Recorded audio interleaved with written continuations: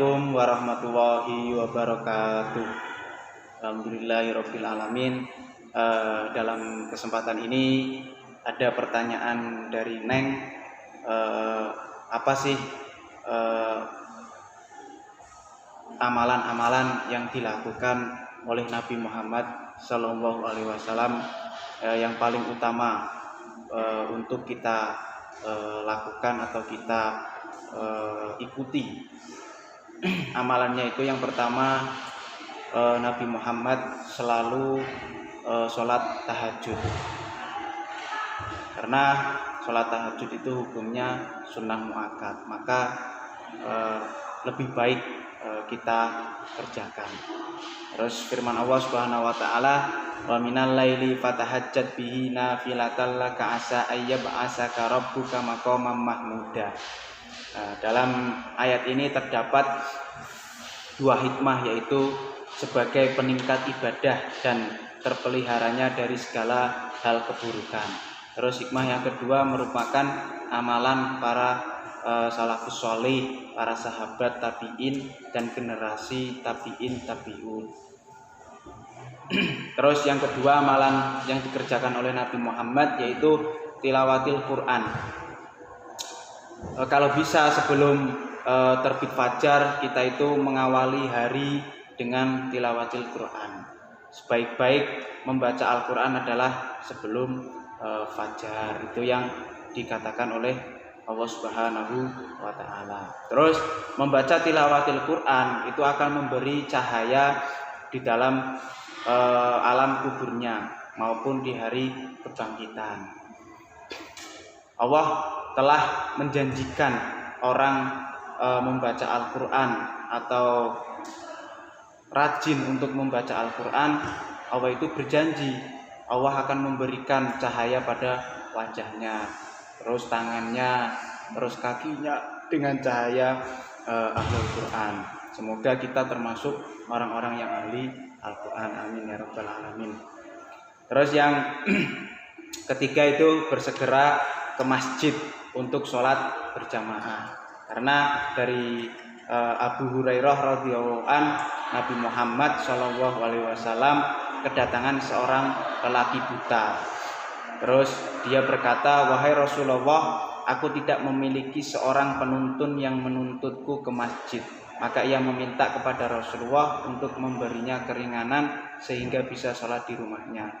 Lalu Rasulullah memberinya keringanan tersebut. Namun ketika orang itu berbalik, beliau memanggilnya lalu berkata kepadanya, apakah engkau mendengar panggilan sholat? Maka orang tersebut menjawab, beliau bersabda, maka penuhilah panggilan adzan tersebut. Dari hadis ini bisa kita uraikan, ketika kita mendengar suara adzan maka kita bergegaslah atau bersiap-siap untuk melakukan sholat berjamaah bersama orang-orang di masjid. Terus yang keempat itu sholat duha. Sholat duha itu menurut para ulama dikerjakan ketika naik sepenggalan sampai menjelang zuhur. Ya, barang siapa mendapati naiknya sepenggalan matahari, maka laksanakanlah sholat 2 rakaat. Ini yang paling minimal rakaat pada sholat duha. Ketika kita masih ada waktu, maka lebih baiknya kita tambahkan rakaatnya sampai 8 rakaatnya, itu yang lebih utama. Terus yang kelima, bersedekah. Tidak ada hari yang dilewatkan Rasulullah tanpa bersedekah. Ya, Nabi Muhammad itu setiap harinya itu bersedekah, karena Nabi Muhammad orang yang paling dermawan. Terus yang keenam, menjaga wudhu. Ya, maka kita sebagai umat Islam agar senantiasa dalam keadaan berwudhu, walaupun itu tidak mau melakukan sholat. Terus salah satu amalan sunnah sebelum sholat subuh ya menggosok gigi atau membasuh tangan. Pokoknya yang berkaitan dengan melanggengkan wudhu. Nabi Shallallahu Alaihi Wasallam bersabda, jika salah seorang di antara kalian bangun dari tidurnya, maka jangan mencelupkan tangannya ke dalam bejana sebelum ia mencucinya 3 kali, karena ia tidak mengetahui di mana letak tangannya semalam. Ya, makanya dari itu kita sebagai orang Islam harus melanggengkan wudhu karena banyak faedah-faedah yang ada di dalamnya, walaupun ketika tidak melakukan sholat.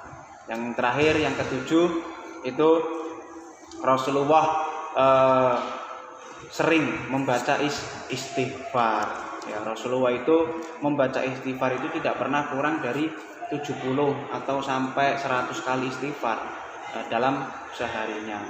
Nah, lafaz istighfar itu ada 3. Yang pertama astagfirullah, terus yang kedua subhanallah wa bihamdihi astaghfirullah wa atubu ilaihi. Terus yang ketiga itu sayyidul istighfar. Sayyidul istighfar itu berarti rajanya istighfar, yang berbunyi Allahumma anta rabbi la ilaha illa anta khalaqtani wa ana abduka wa ana ala ahdika wa wa'dika mastata'tu a'udzubika min syarri ma sana'tu wa aqulaka bi nikmatika alayya wa aqulu bi dzambi faghfirli fa innahu la yaghfiru dzunuba illa anta. Itu sayyidul istighfar. Kalau kita cuma mau membacanya yang dikit seperti astagfirullah ya nggak apa-apa, tapi ketika kita itu meminta, emang benar-benar ingin meminta ampunan dari Allah, maka kita memakai lafaz sayyidul istighfar.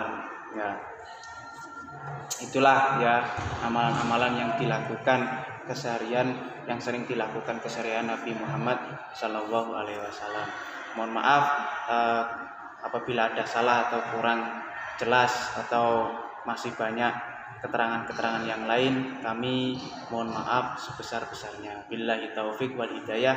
Assalamualaikum warahmatullahi wabarakatuh.